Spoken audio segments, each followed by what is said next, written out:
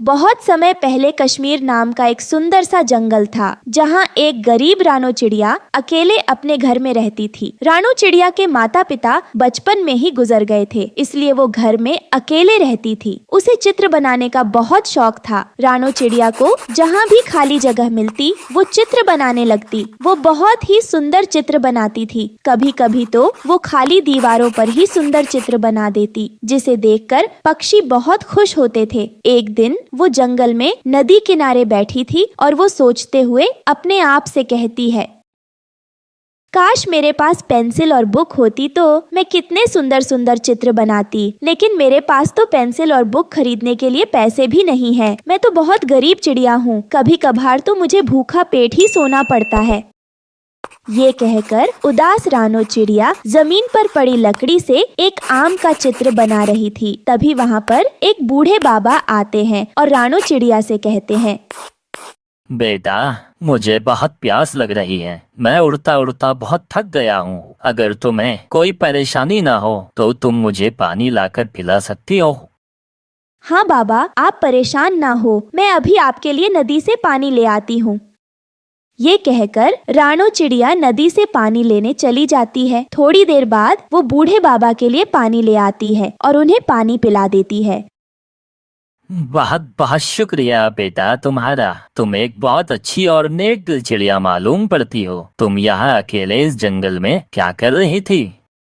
तभी बूढ़े बाबा की नजर रानो चिड़िया के बनाए हुए आम के चित्र पर पड़ती है। वो उस चित्र को देखकर रानो चिड़िया से कहता है, अरे वाह बेटा, ये आम का चित्र तो बहुत ही अद्भुत है। तुम्हारी चित्रकला तो बहुत अच्छी है। ये आम का चित्र एकदम असली आम जैसा लग रहा है। आपका बहुत बहुत शुक्रिया बाबा जी, जो आपने मेरी चित्रकला की तारीफ करी। अरे बेटा, वैसे तुमसे एक बात पूछूं? तुम ये चित्र पेंसिल से कॉपी पर क्यों नहीं बनाती हो? कॉपी पर चित्र बनाने से तुम्हारे चित्र तुम्हारे पास हिफाजत से रहेंगे, वरना इस तरह जमीनों पर चित्र तो बारिश और हवा की वजह से 2 मिनट में खराब हो जाते हैं। फिर रानो चिड़िया उस बूढ़े पक्षी को अपनी आप बीती सुनाती है। बाबा जी, मैं बहुत गरीब हूँ। बचपन में मेरे माता पिताजी के गुजर जाने के बाद मेरी सारी इच्छाएं अधूरी रह गईं। और तो और नोटबुक पेंसिल खरीदने के लिए पैसे भी नहीं है मेरे पास। इसलिए जब भी मेरा मन करता है मैं खाली जमीन और दीवारों पर चित्र बना देती हूँ।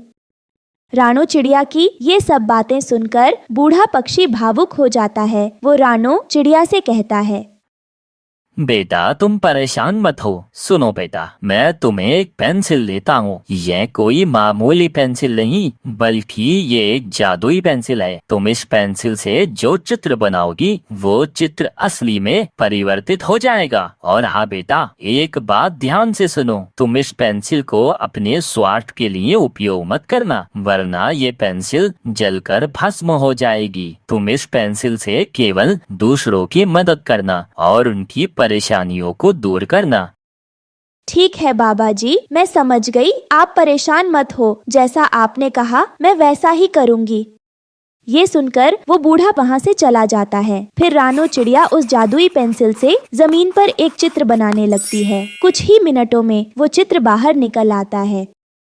अरे वाह, ये तो चमत्कार हो गया। ये तो सच में जादुई पेंसिल है। अब मैं चित्र बनाकर जंगल में रहने वाले पक्षियों की मदद करूंगी। ये कहकर रानो चिड़िया वहाँ से जाने लगती है। तभी उसे रास्ते में एक किसान चिढ़ा दिखाई देता है। वो सामान ढोकर ले जा रहा था। अरे किसान काका रुकिए, ऐसे आप बोरे को उठाकर मत ले जाओ। रुको, मैं तुम्हें एक बैलगाड़ी बनाकर देती हूँ। फिर रानो चिड़िया बैलगाड़ी का चित्र बनाती है। लो, बन गई आपकी बैलगाड़ी। आज से आप रोजाना अपना सारा सामान इसी में ढोना। बहुत बहुत शुक्रिया रानो बेटा। फिर इस तरह रानो चिड़िया जंगल में रहने वाले सभी पक्षियों की मदद करती है। सब कुछ ठीक चल रहा था, पर अचानक एक दिन जंगल में तेज बारिश शुरू हो जाती है, जिसकी वजह से सब पक्षियों के घर बारिश के पानी में बह जाते हैं। अब सब पक्षी बेघर हो जाते हैं और भूख से तड़पने लगते हैं। उन सब पक्षियों को इस तरह परेशान देखकर रानो चिड़िया को बहुत बुरा लगता है। हे भगवान, ये सब क्या हो गया? हमारा हंसता खेलता जंगल बर्बाद हो गया। सब पक्षी बेघर हो गए। मुझे तो कुछ भी समझ में नहीं आ रहा है, मैं इन सब पक्षियों की मदद कैसे करूं? तभी रानो चिड़िया को अपनी जादुई पेंसिल का ख्याल आता है। अरे हाँ, याद आया, मेरे पास जादुई पेंसिल है। क्यों ना मैं उस जंगल के सभी पक्षियों के लिए जामुन का घर बनाऊं। ये कहकर रानो चिड़िया उस जादुई पेंसिल से बहुत सारे जामुन के घर के चित्र बनाती है। कुछ ही मिनटों में वहाँ बहुत सारे जामुन के घर प्रकट हो जाते हैं।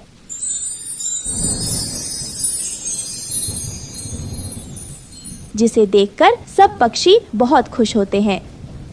अरे वाह रानो चिड़िया, ये जामुन के घर तो बहुत सुंदर है। तुम्हारा बहुत बहुत शुक्रिया जो तुमने हमारी इतने बुरे वक्त में मदद की। हम सब पक्षी तुम्हारा ये एहसान कभी नहीं चुका पाएंगे। फिर वो सब पक्षी उस जामुन के घर में रहने लगते हैं। तभी रानो चिड़िया का पड़ोसी कालू कौवा रानो से कहता है, बेटा रानो, तुम इतने सारे चमत्कार कैसे कर लेती हो? कालू अंकल, वो सब चमत्कार इस जादुई पेंसिल का है। जो चाहिए उसका चित्र बना दो, तुरंत वो चीज चित्र से बाहर आ जाएगी।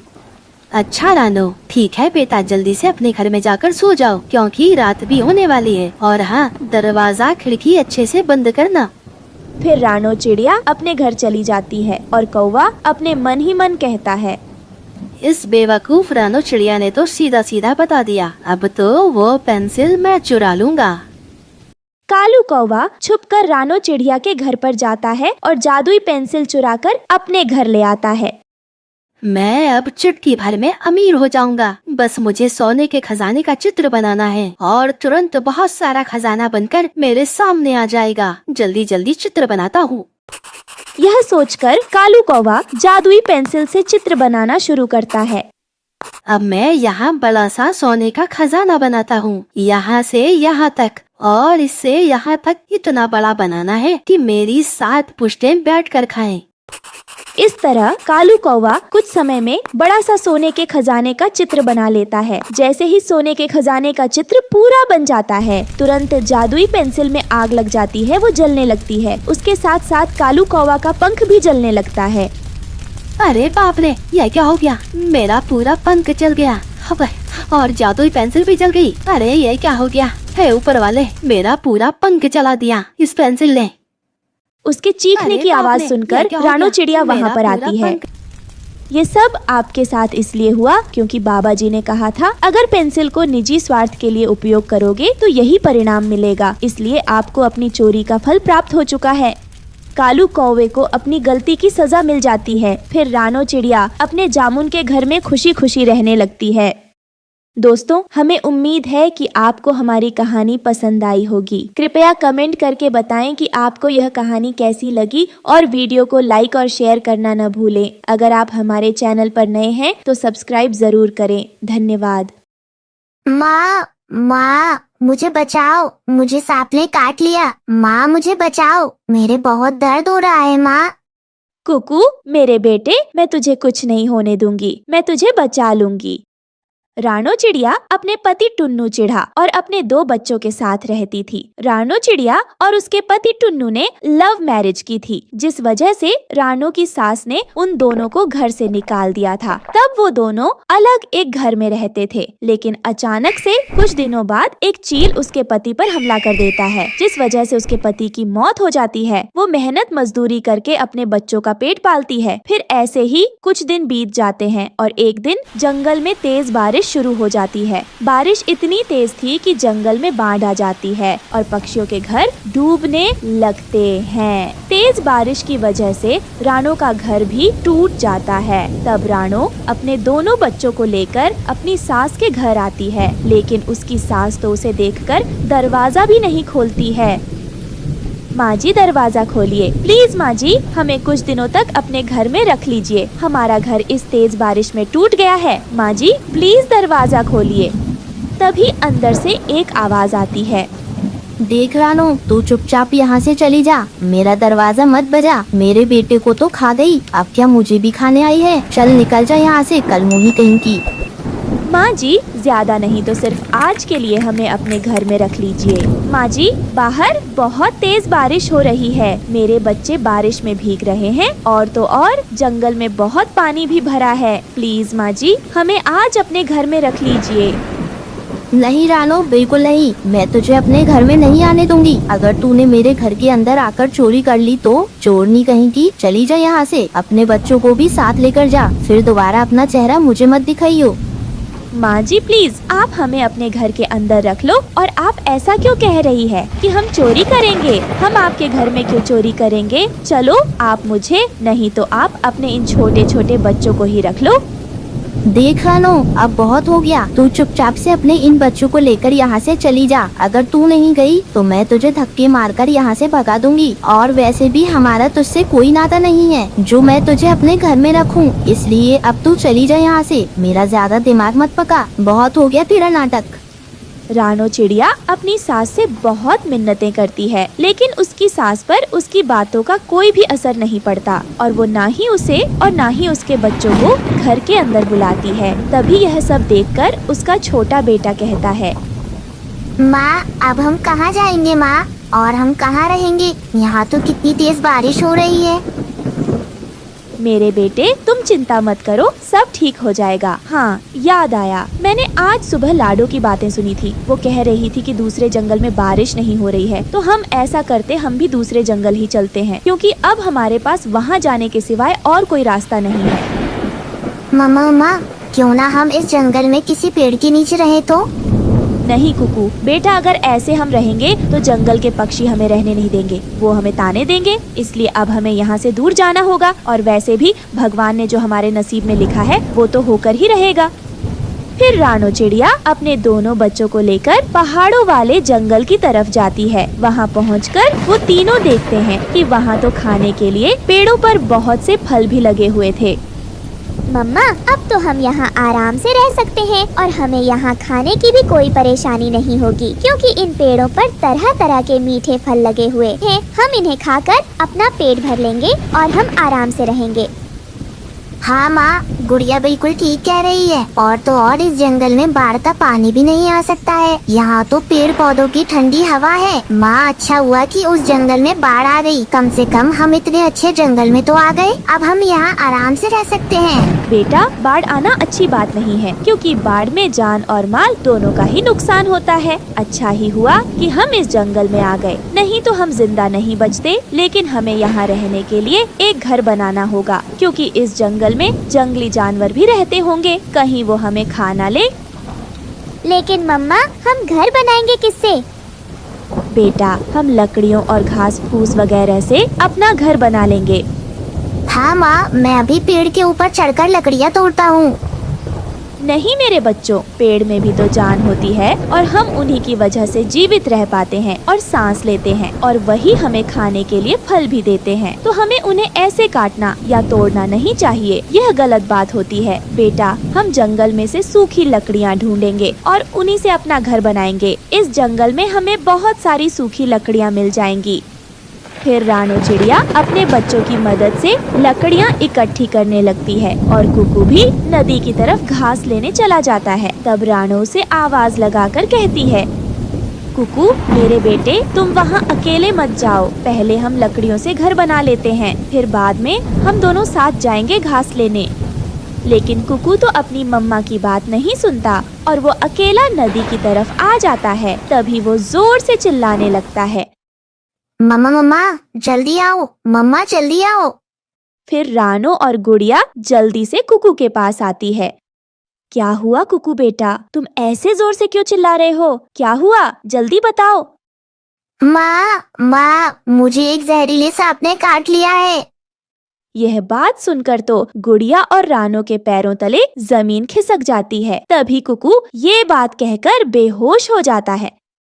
कुकू मेरे भाई तुम्हें क्या हो गया? उठ जाओ, क्या हुआ तुम्हें? कुकू मेरे बेटे उठ जा, क्या हो गया तुझे? हे भगवान, मैंने आपका क्या बिगाड़ा है जो आप मेरे साथ ऐसा कर रहे हो? पहले आपने मेरे पति को मुझसे छीन लिया, फिर घर, और अब मेरा बेटा। नहीं ऐसा मत करो, मेरे बेटे को मुझे वापस कर दो, मैं आपसे विनती करती हूँ।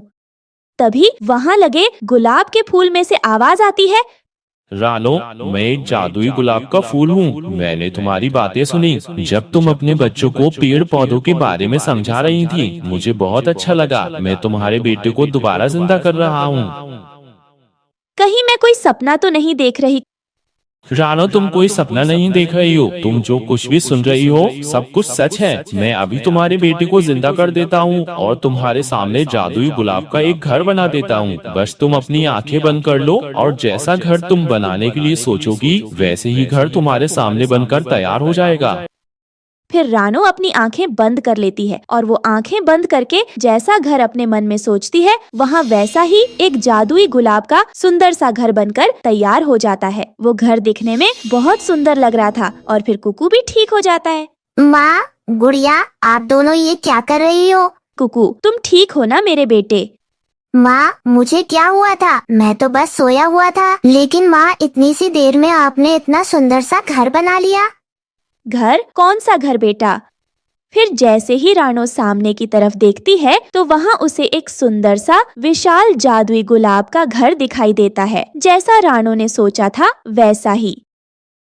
मम्मा, ये घर तो बहुत अच्छा है और ये बिल्कुल फूलों की तरह महका रहा है। हाँ बेटा, क्योंकि ये जादुई गुलाब का घर है। फिर इस तरह से रानो अपने दोनों बच्चों के साथ अपने जादुई गुलाब घर में खुशी खुशी रहने लगती है। जंगल में आलसी कौवा का एक परिवार रहता था। वो कौवा और कौवी मेहनत करना नहीं जानते थे, इसलिए टूटे फूटे घर में रहते थे। सुबह सुबह रानो चिड़िया उनके पास आती है। वह देखती है कि वो दोनों पति पत्नी सो रहे थे। वो उन्हें आवाज लगाकर जगाती है।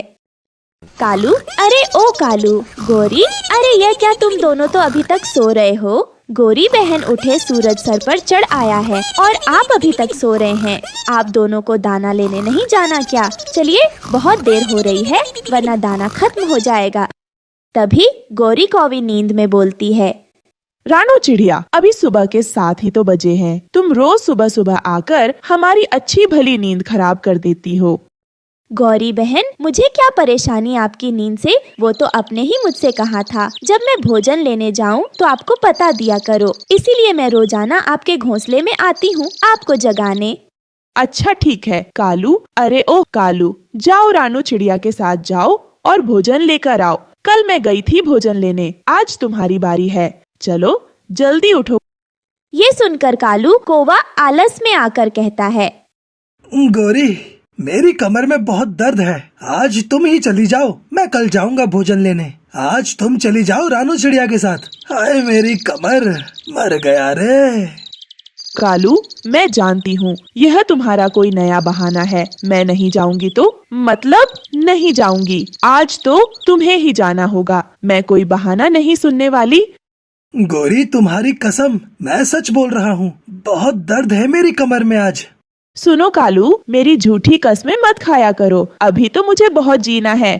अरे तुम दोनों चुप हो जाओ, हर बात पर तुम दोनों झगड़ने लगते हो। नहीं जाना भोजन लेने तो मुझे साफ साफ बोल दो, मेरा यूं समय बर्बाद मत करो। नहीं रानो चिड़िया, मैं चलती हूँ तुम्हारे साथ। मेरा पति बुढ़ा हो गया बुढ़ा, क्या पता सचमुच इसकी कमर में दर्द हो रहा हो।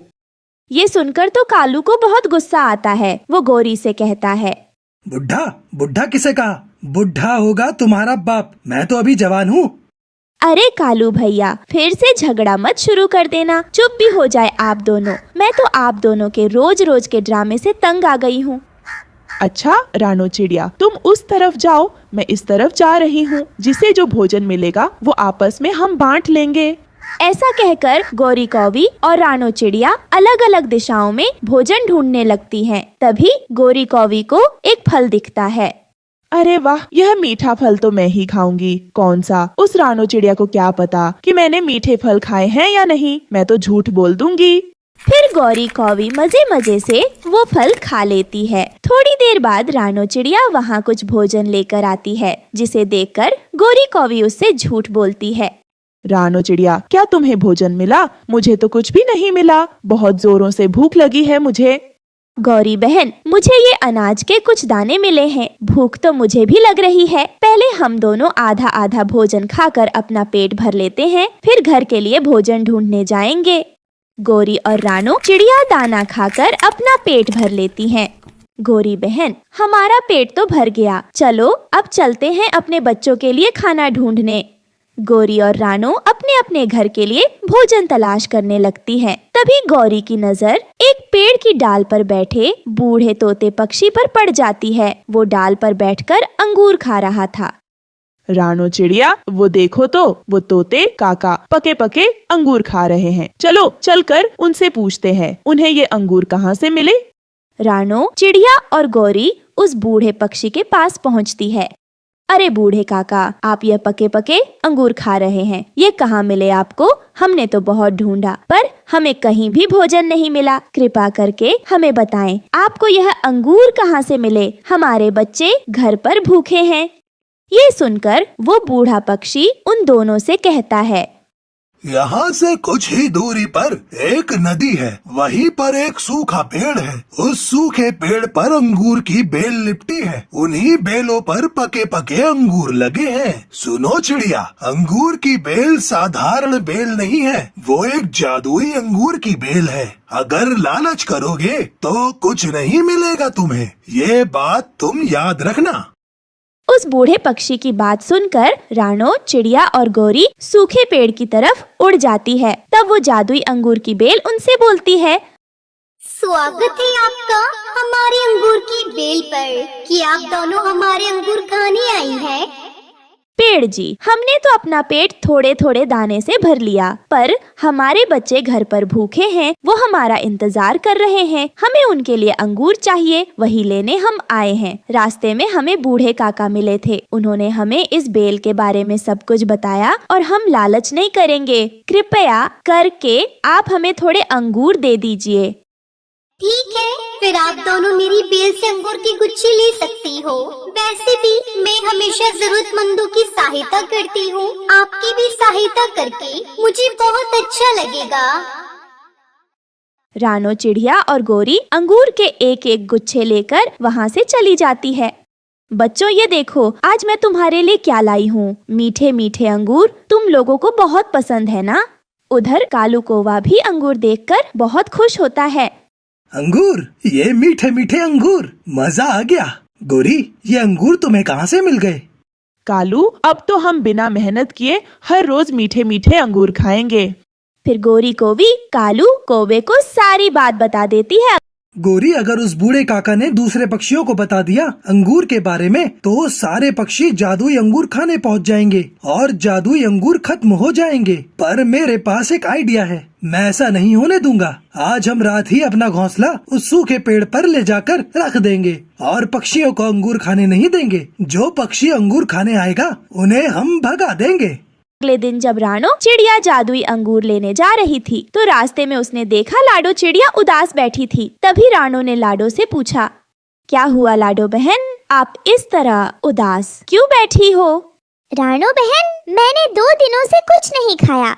लाडो बहन, आप चले मेरे साथ, मुझे जादुई अंगूर के बेल के बारे में पता चला है। आप भी वहाँ से अपने खाने के लिए अंगूर ले लेना।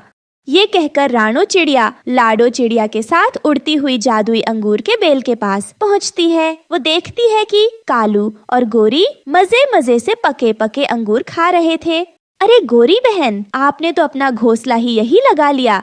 गौरी, आ गई चिड़िया और अपने साथ लाडो चिड़िया को भी लेकर आई है। इसे जल्दी भगाओ यहाँ से, मैं ये जादुई अंगूर किसी को खाने नहीं दूंगा। भाग जाओ यहाँ से चिड़िया, नहीं तो मार मार कर एक एक की हड्डी पसली तोड़ दूंगा।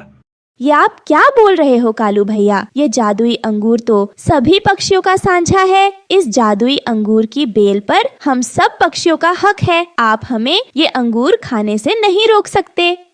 ए चिड़िया, ये जादुई अंगूर की बेल अब से हमारी है, इस पर हमारा कब्जा है। मैं और मेरी पत्नी गौरी इस अंगूर की बेल के मालिक हैं। ज्यादा चू चपड़ की तो जान से मार दूंगा। जान बचाकर भाग जाओ यहाँ से, वरना अंजाम अच्छा नहीं होगा।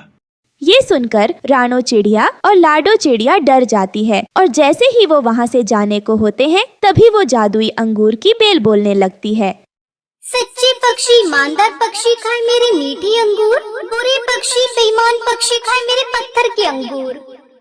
ये सुनकर कालू कौवा को बहुत गुस्सा आता है। गौरी, सुना तुमने? ये जादुई अंगूर की बेल क्या बोल रही है? खुद तो सूख गई पर इसकी जुबान बंद नहीं हुई। खाऊंगा खाऊंगा, मैं तो अकेला ये सारे अंगूर खाऊंगा, क्योंकि अब इस जादुई अंगूर के बेल के मालिक हम हैं। इतना कहकर कालू कौवा जैसे ही अंगूर खाने लगता है, तभी वो अंगूर पत्थर के बन जाते हैं। हाय, मैं मर गया, मेरे दांत टूट गए। गौरी, ये तो पत्थर के अंगूर हैं। ये देखकर रानो चिड़िया और लाडो चिड़िया जोर जोर से हंसने लगती हैं। मैंने कहा था ना, बुरे पक्षी, बेईमान पक्षी खाए मेरे पत्थर के अंगूर। ये सुनकर कालू और गौरी डर के मारे वहाँ से उड़ जाते हैं। फिर रानो चिड़िया और लाडो चिड़िया एक एक अंगूर का गुच्छा लेकर वहाँ से अपने अपने घर चली जाती हैं। प्यारे दोस्तों, इस कहानी से हमें यही सीख मिलती है कि हमें कभी लालच नहीं करना चाहिए। दोस्तों, आपको हमारी आज की कहानी कैसी लगी? हमारी कहानी को लाइक करें, कमेंट करके अपनी राय हमें दें। आपके कमेंट और लाइक हमारे हौसले को बढ़ाते हैं। अगर आप हमारे चैनल पर नए आए हैं तो हमारे चैनल को सब्सक्राइब करना ना भूले। आपका धन्यवाद। दोस्तों, आपको हमारी आज की कहानी कैसी लगी? हमारी कहानी को लाइक करें, कमेंट करके अपनी राय हमें दें। आपके कमेंट और लाइक हमारे हौसले को बढ़ाते हैं। अगर आप हमारे चैनल पर नए आए हैं तो हमारे चैनल को सब्सक्राइब करना ना भूले। आपका धन्यवाद।